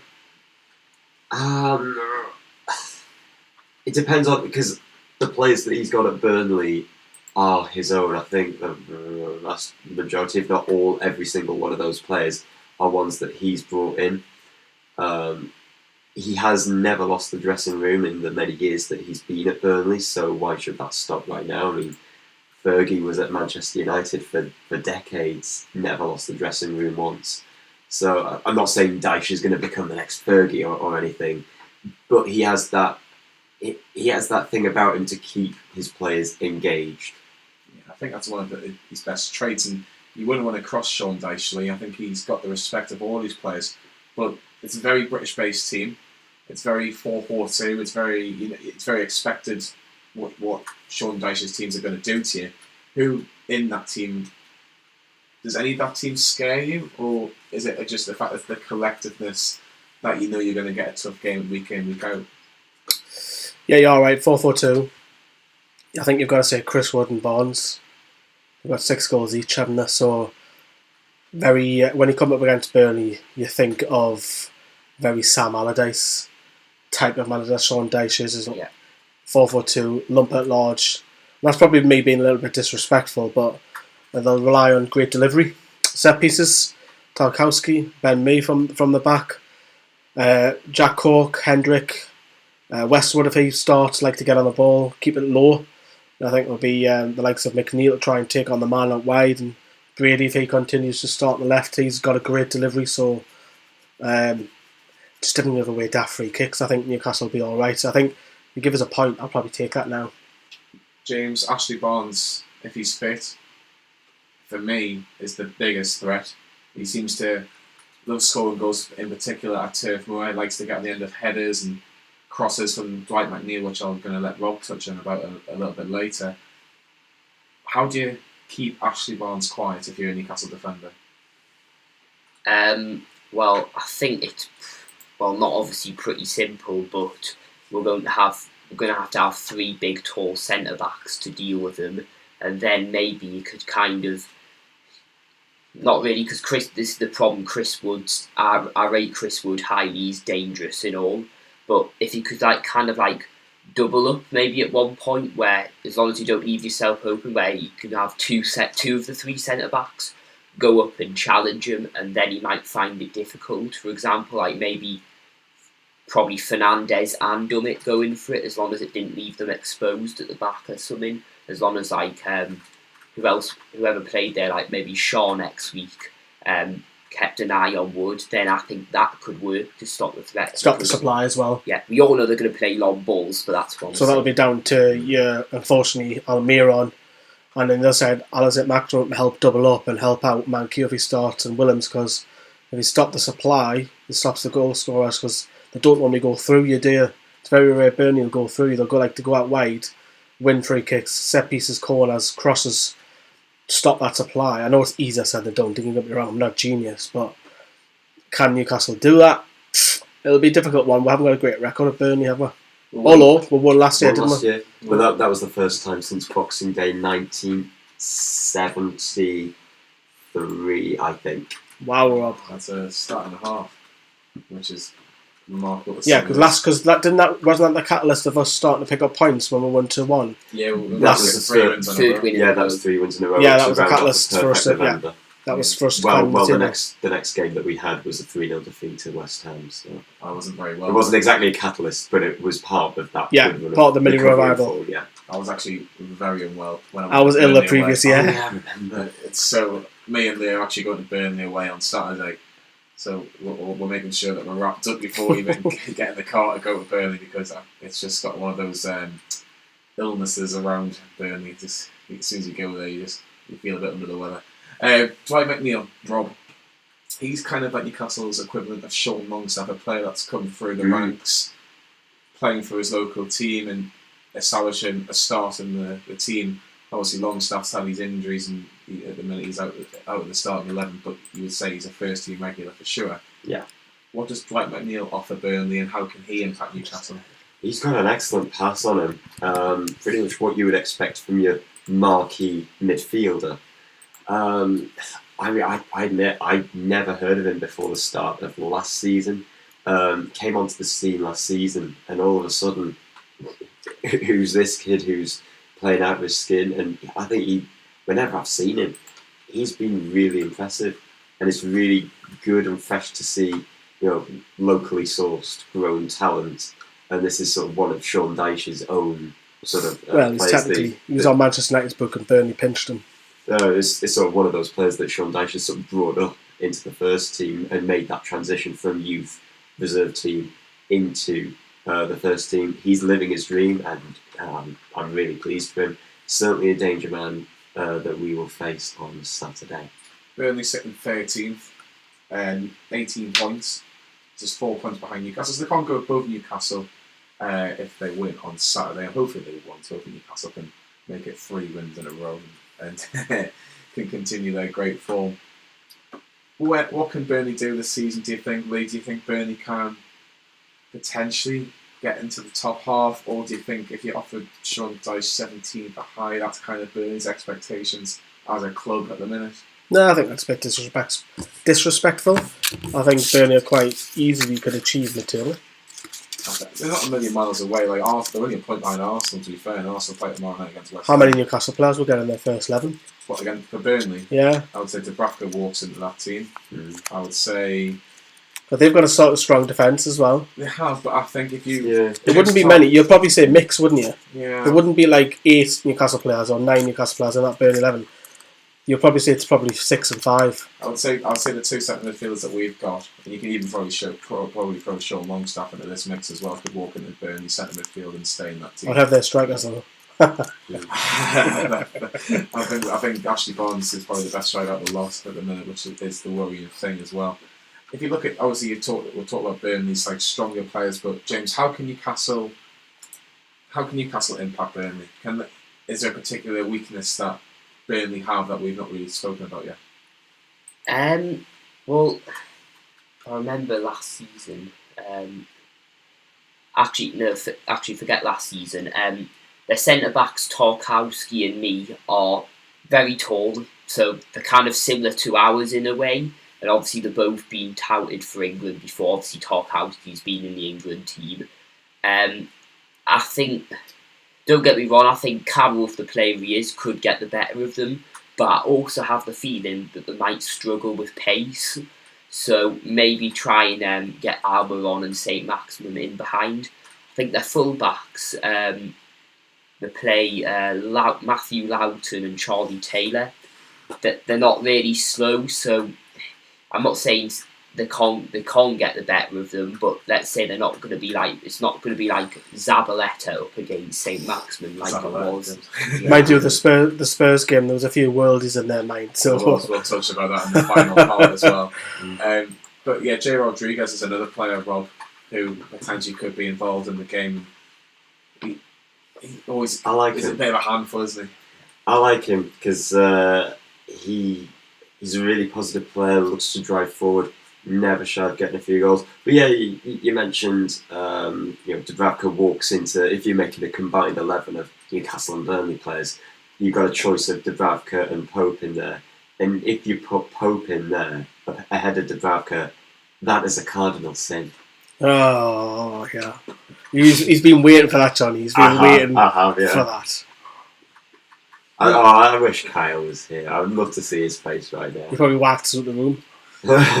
Moving on. We're just obviously, for people that listen on the radio, there's a few weaknesses that we put on our stream of Burnley. It's defending against long shots. So obviously, if Sean Longstaff and John Joe Shelby can have more long shots, that would be brilliant.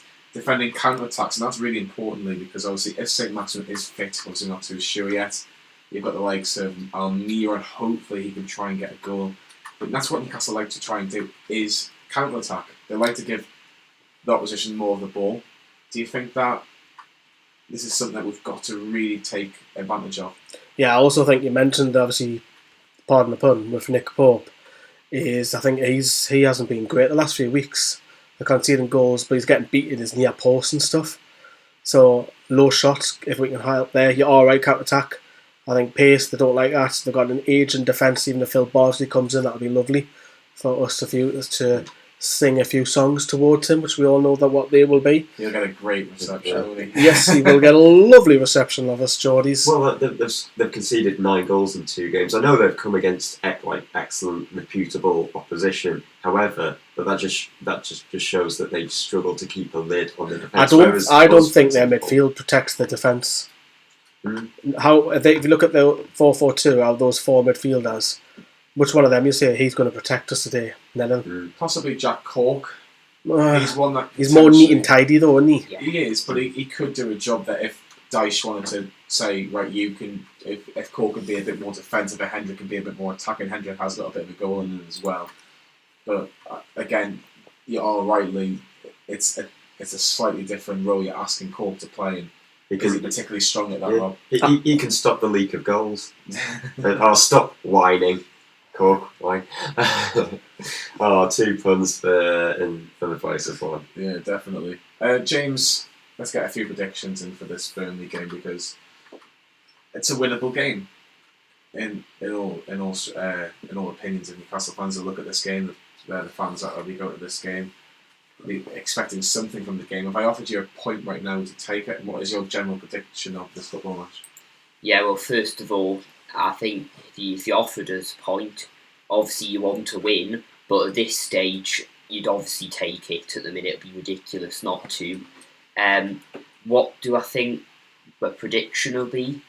I expect it's going to be a nit and gritty game again, similar to last season. It's going to be a nervous finish to the end, as it always is with Newcastle.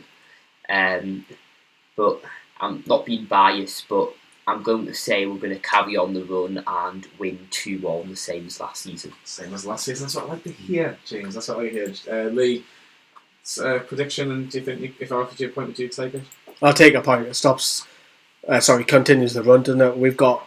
Then again, Burnley have lost 3 in a row. We've got 7 points from 3 games. That's complete other end of the form table. So I'm more confident going into the game. I'm not like thinking, Newcastle are going to lose today.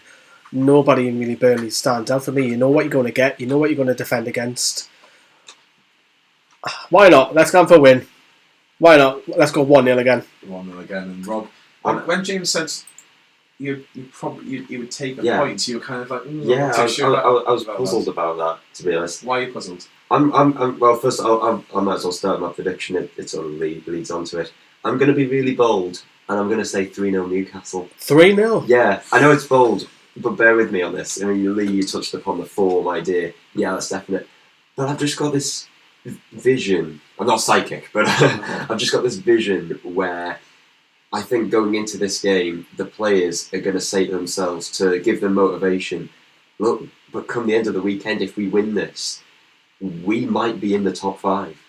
And I think that might sort of star-strike the players a bit and lead them into a really positive reaction to go all out at this Burnley side that are quite fragile at the back. Those 3 points are there for the taking. It's only a short trip, well, compared to many of the away trips that we're going to have this year. Results. So, yeah, I think there is no reason why we can't take the 3 points. And if we settle for 1 point, I'll be bitterly disappointed because the best outcome that could possibly do would be to move us up to 7th, which when we compare the goal differences between us and Tottenham, that's just not going to happen, right, in terms of going above them. So, yeah, I think the players are going to react really well, go all out for the 3 points. All out for the 3 points. That's what I like to hear, Rob. I like the positivity. I don't think we'd have got this after the Leicester game or after the Aston Villa game, but it's great. It's great to hear for sure. My prediction, if people are bothered, I'm going to go for Burnley. No, not really. No, I'm just kidding. Cheers, Rob. I'll go Burnley 1, Newcastle 2. I think Newcastle can win this game, but like Lee says, if potentially I was offered a point right now, probably would take it. I probably would, because I think it stops Burnley getting any closer to us.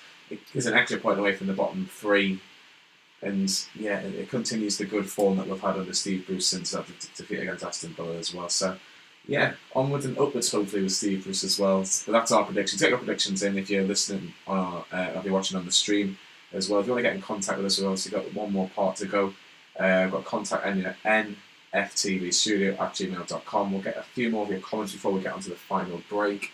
Any news on ASM injury? Look like a strained hammy. Again, we can't confirm anything until the club has said anything as well. Hopefully we'll hear something in the week. Hopefully it's nothing bad on ASM, because that might be quite tough to take, as maybe Atson might have to start as well with Almira. Vivid Archer, long range shots. They are weak at defending. Get Longstaff brothers on Shelby on shooting practice this week. That wine pun was a corker, Adam Taylor. I think we'll win 2-0. We have won the last 2. Why can't we win 3 in a row? Burnley are struggling to score. Chris Manning says 3-0 win to Newcastle. I'm loving this positivity. Kevin Klaus, Newcastle could win the next 2 potentially. Philip Kears, Burnley 0, Newcastle 2. This is actually quite an interesting question. We'll finish this question before we get into the final break. Do you reckon folks will start coming to St James's Park now, says Zang 10? Do you think maybe, James, that the fact that we've won a couple more games, it might get more Newcastle fans back into the ground? Because I think there's only about 42,000 there today, or officially 42,000. Yeah, I think so. I think if you look at if going on to attendances, I think if you look at the pattern this season, traditionally against the big teams like Man City, Man United, you've seen it's went up from 42,000 from the likes against Brighton, Watford and Southampton to not 52 sellout, but 51,000 against Man City and Man United. So I think at the moment it's the better the opposition we're playing, more people are coming. But I have a feeling that the more people that might be coming to the Man U, Man City game might be tourists from other countries, because those tourists supporting those big teams. Yeah, but what I'm saying is, like, obviously you get them with like a big six like Arsenal, Man United, Man City and that. But I could tell like last week at the Man City game there was just like girls and that taking selfies, and they weren't really bothered in the game and that. I stayed quiet. Was Ashraf Lazar there? No, surprisingly not. Yeah, it does seem to be the bigger clubs, or the supposed bigger clubs, where you get obviously more attendance, or you get more people in the ground, which is interesting. But I was quite surprised at how low the numbers were today. Right, we're going to have a quick break, and then we're going to touch everything about the Premier League. There's been the Manchester derby, a demolition job at Tottenham, and a win for the former Newcastle striker Duncan Ferguson. That's all on the final part of the Black and White show on the Radio North East.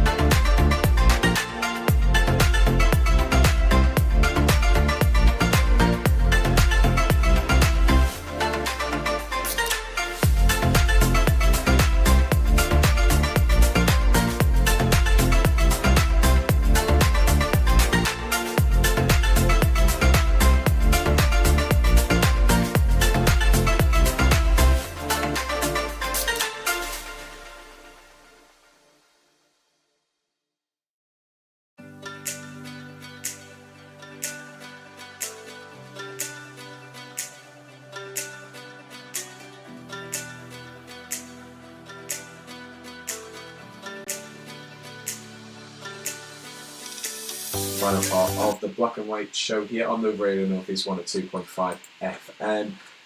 Bit of Christmas music if you've been watching or listening on No Radio today, which has been fantastic. Thank you very much for that, Rob. It's one of your favourite Christmas songs, isn't it? Yeah, love a bit of Jonah Louis. Also earlier we had a bit of Pavarotti in Christmas. What is not to like? Exactly. Just a couple more comments before we switch on to the Premier League.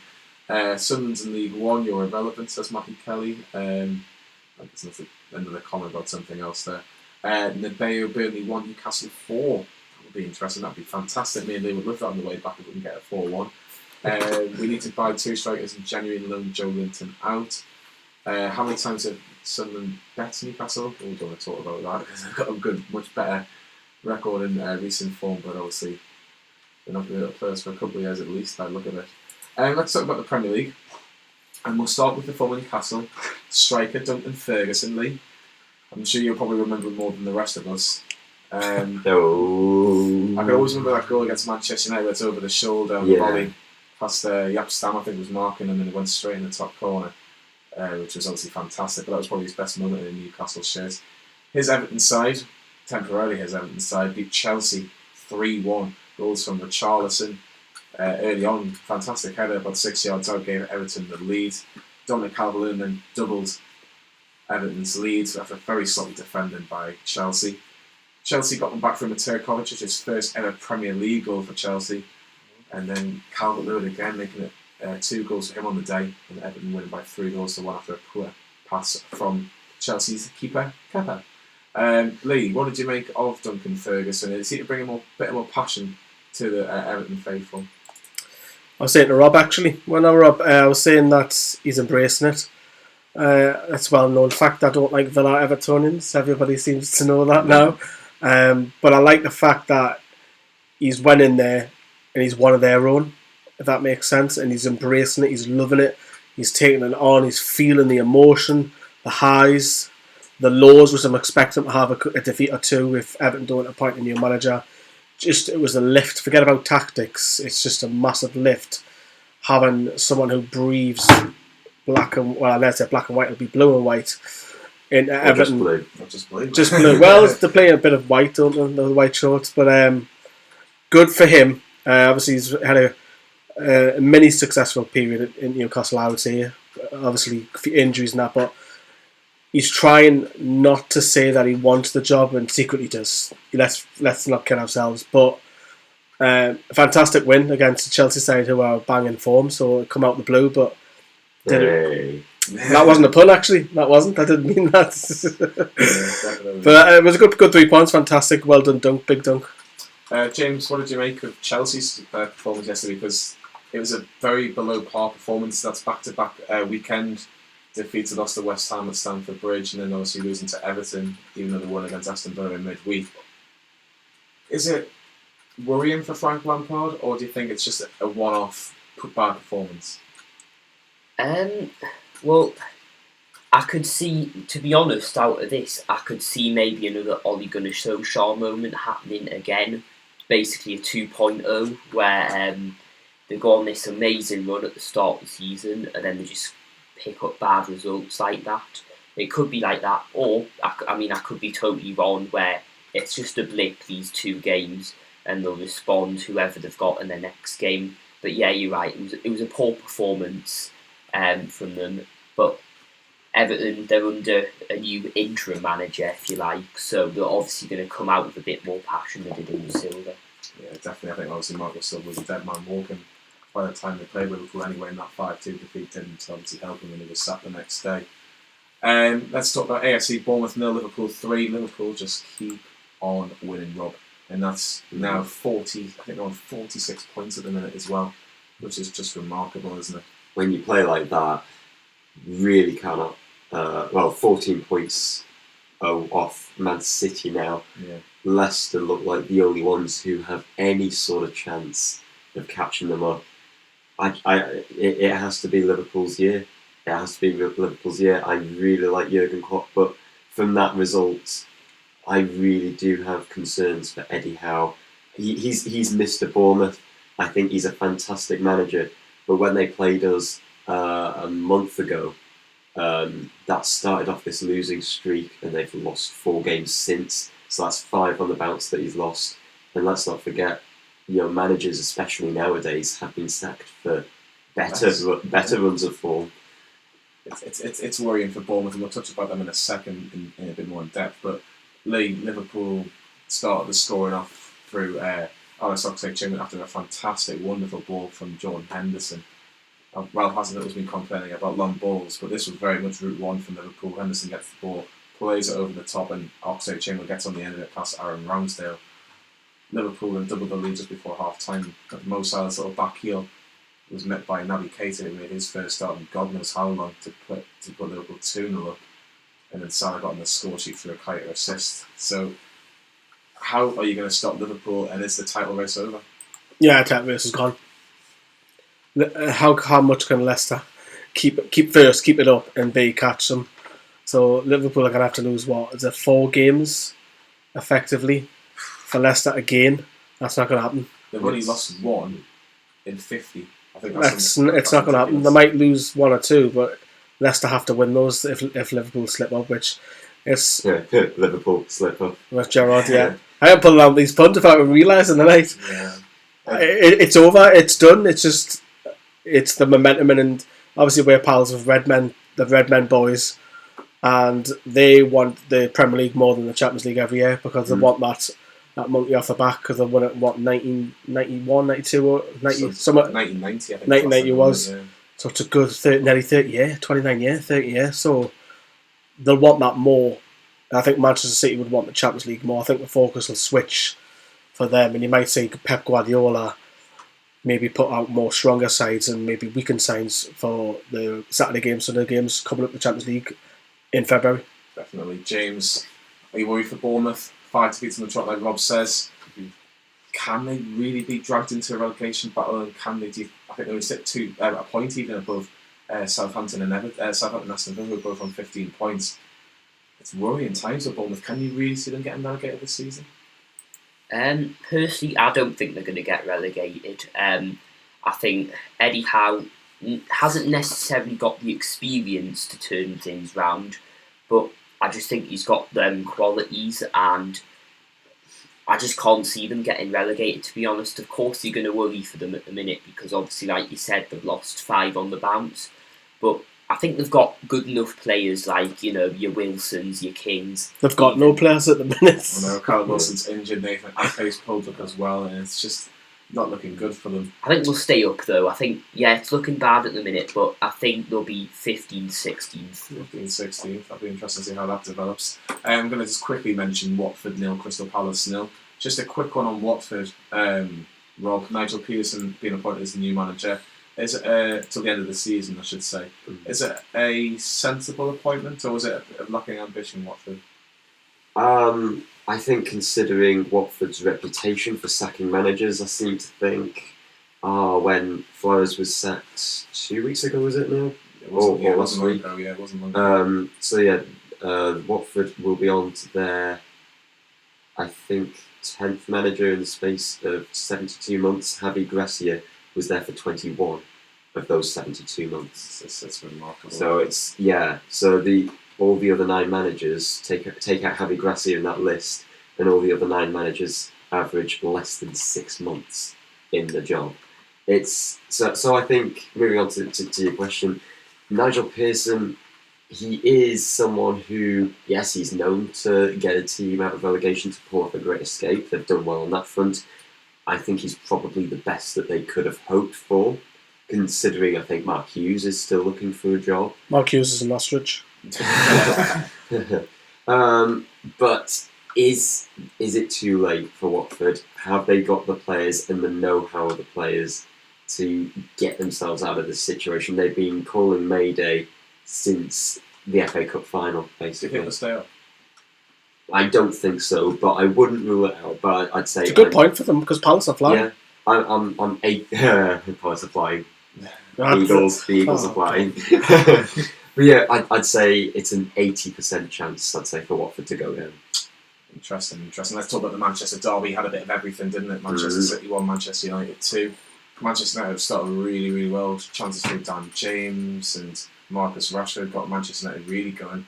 But Marcus Rashford got into the box and was fouled by Bernardo Silva, not by the referee straight away. VAR was involved, and Rashford eventually got the chance to take a penalty, which he sent Ederson the wrong way.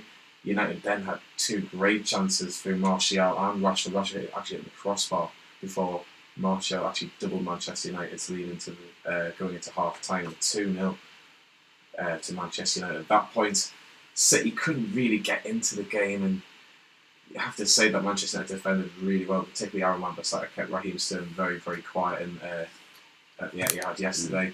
But City did get one back through Otamendi 5 minutes from time, and City tried to get this equaliser, but unfortunately they couldn't. Ole Gunnar Solskjaer managed to beat Mourinho and Guardiola in the space of 3 or 4 days, which is fantastic for him and fantastic for his job security, has to be said. Yeah. Lee, what a week for Manchester United, what a result for Manchester United. I think the pressure is coming off Ole Gunnar Solskjaer slowly but surely now after this 2 wins. Stop Liverpool from winning as well. Yeah. So this is the Manchester Uniteds of old, if you want to call that, inverted commas for people listening on the radio. It's about time. But the question that you follow on from that is, can they keep that up? You cannot sit there and convince me that they can. Because there's a lot of carry on with Paul Pogba. Do they need a goal scorer? I still think they need someone to come in for the second half of the season getting 15 goals, even if they have to go and splash the cash, which they can do. I think the defence, although they've got Harry Maguire and Wan-Bissaka, I think looking over at the left side, I think it's weak. I don't think Luke Shaw's an alright defender, but it's promising, but you wouldn't put it past them getting beat next week. No, for sure. James, Manchester City, if anybody's going to be able to catch Liverpool with 14 points, can Guardiola and Manchester City do it? They're capable of going on a magnificent run, but is it almost going to have to be superhuman to catch Liverpool at the minute? In my opinion, absolutely no chance. And the reason why I say no chance is I'm going to throw, this might sound a bit controversial, hopefully I'm right by the end of the season. I believe that Liverpool are going to go the whole season unbeaten. Another invincible season. Yep, I just genuinely do. I just look at them and I think I can't see them getting beat at the minute. I can't even see Man City in the reverse fixture at the Etihad like last season, because people seem to forget they only lost once last season to Man City at the Etihad. So, but I think this season they're capable of going and winning that game. So that answer to that question is no, I can't, because I can't see Liverpool. I think they'll get a couple of draws, don't get me wrong, but I can't see them dropping 3 points each game. I don't think they will at all. The only small hope that Man City have is that Liverpool are away at the Club World Cup. So yes, Liverpool might have a couple of games in hand. I know what they've got to play 2 games in 2 days, which is ridiculous, but if Manchester City win those 2 games, that'll pull it back a little bit of pressure, but it's Liverpool's, isn't it? It's Liverpool's, yeah. Let's talk about today's games. Aston Villa 1, Leicester 4. Jamie Vardy scoring twice as Leicester closed the gap on Liverpool. Rob, you've got a stat up, haven't you, about Jamie Vardy? Yep, Jamie Vardy, he is now only the second player in Premier League history to have scored in 8 consecutive games on 2 separate occasions, if that makes sense. So he's done it once before, he's done it again. That is in a very exclusive club of just 2 players. Vardy has just entered that exclusive club. The other player to do that was back in the early noughties with Ruud van Nistelrooy. He was so underrated. He was so annoying as a Manchester United player. Was Van Nistelrooy. Yeah, Vardy gave Leicester the lead after 20 minutes, and Iheanacho doubled it just before half time. Jack Grealish, I think he's Mr. Aston Villa at the minute. He got one back just before half time.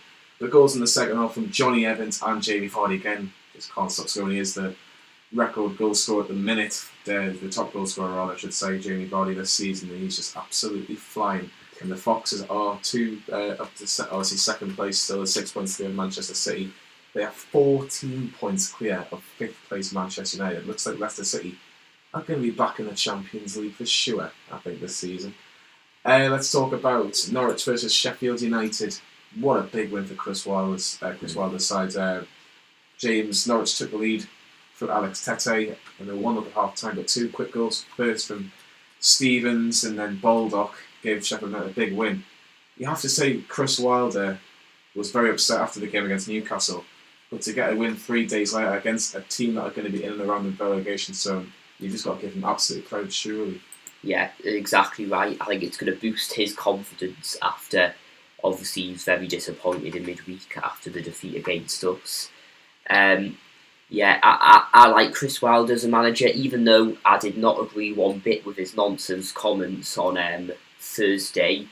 I still think he was a good manager, and he'd have been somebody that I wouldn't have minded in the summer. Obviously, not another one. Hey, someone agrees with me. Yeah. I said this, James, in July, and everyone was like, everyone really? was mocking him, yeah. Yeah. And I just couldn't believe it, because I've seen what he did. Because I think he got them promoted from League One to the Championship a few years ago, and then just got them to the Premier League. That's a very difficult job getting out of League One, isn't it, James? Yeah, and I think yeah, exactly, something that Sunderland can't do. Yeah, sure. But yeah, I think he's a good manager. He's got that defence organised. I know they weren't great against us last night, but yeah, it'll do them the world of good. And I can't see Sheffield United being relegated.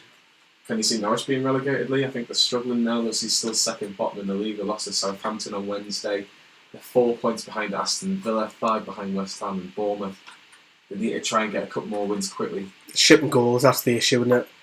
That was shipping, by the way, guys. Yes. Yes, with a double P. They are shipping goals. That's where they're going to set them down.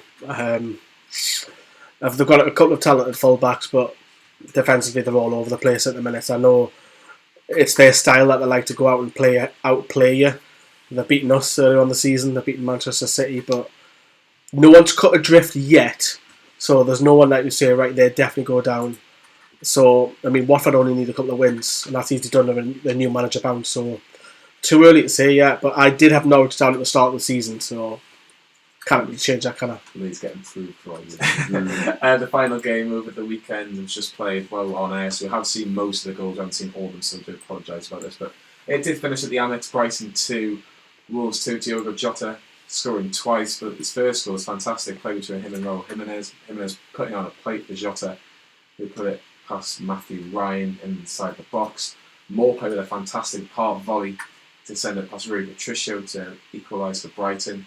And then Davy Crocker, just 2 minutes later, got a fantastic header. And Rui Patricio was just standing there, and his goal just couldn't do anything about it. And Brighton were 2-1 up, and you would think that's what was going to happen at half time, but no. Jota got his second of the game, and Wolves, I think it's a good point for them, Rob. 2-2 away at the Amex.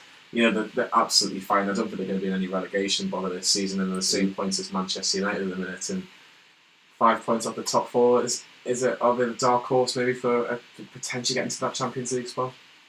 Ooh, no, I think that's too much of an ask. Too much of a big ask. Hats off to Brighton. I mean, they took a huge gamble by taking on Graham Potter. Well, I think sacking Chris Hughton was a poor decision. I know there were the grounds too, because they were on a terrible run of form at the end of last season. But to bring in Graham Potter, who, yes, he did well in Sweden. Yes, he did well. He did all right. He missed out on the playoffs, didn't he, with Swansea in one season at Swansea, last season in the Championship. So to bring in a manager with no Premier League experience, and hats off to him. He's done a good job. He's proved me wrong. I'm happy to say that, because I just thought, it's not looking good for Brighton. I said at the start of the season, it's not looking good for them. The off the field decisions have not been the best ones, but they have proven me wrong. I think they have an outside chance of qualifying for Europe, but I don't think so. I think the best they can hope for, the bubble might burst slightly, so we're talking about 11th to 12th sort of position at the end of the season. 11th to 12th, we'll have to see what happens for all of that. There's a game tomorrow, West Ham versus Arsenal Monday Night Football. Sam's saying that Rafa's guesting on Monday Night Football tomorrow. That'll be very, very interesting from a Newcastle fan point of view, to see what he actually wanted from the board, what his ambitions were, and what he actually made of his time at Newcastle. I'd imagine it'll be him and Jamie Carragher for Monday Night Football, West Ham versus Arsenal. Let's get a quick few predictions for that game tomorrow. West Ham obviously got that win against Chelsea last week, lost against Wolves. Arsenal haven't won in 2 months in the league. Where do you think this will go, Rob? Sorry, what was that? Just a prediction for the West Ham Arsenal game tomorrow. West Ham Arsenal. Well, we know Arsenal are absolutely terrible away from home at the moment. Have been for quite some time, haven't they? West Ham, they've been pretty hit and miss. They've shown that they can turn it on when it matters. I'm going to go... I'll put my neck on the line and say 2-1 West Ham. 2-1 West Ham. James, very quickly, what's your prediction for West Ham versus Arsenal tomorrow? I'm going to say 3-1 West Ham. I have no confidence in Arsenal getting anything. Lee? I can't say Arsenal losing 3 in a row, so I'll say Arsenal win. Why not? Arsenal, what are you going to say? 1-0, 2-1? 1-0. Why not? 1-0 to the Arsenal. I think I've said that before, haven't they?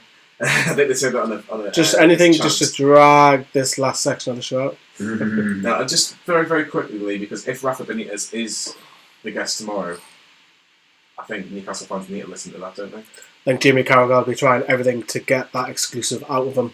So Carragher will be on him. Carragher knows him. Benitez knows him back. So I think Benitez, if he slips up, it'll be fantastic for us to learn. But it'll be quite guarded. It'd be interesting if we can get loads out of him, because I think there's been so much being said about Rafa Benitez and Newcastle United in the last few months, last 6 months. Let's see what was actually true. So my thanks to Lee Lawler, my thanks to Rob Stewart, and a big thanks to James. Enjoy it, James? Yeah, I did. Thank Well you. done. Fantastic, yeah. So Newcastle win 2 games in a row, and they've won today, so it makes the weekend even better. Big thanks to all of you for listening and for watching, if you've been watching on our streams, and we'll see you again next Sunday night. Get on home, yeah. Get on home, Get on home, yeah. Oh, yeah. Get on home, yeah.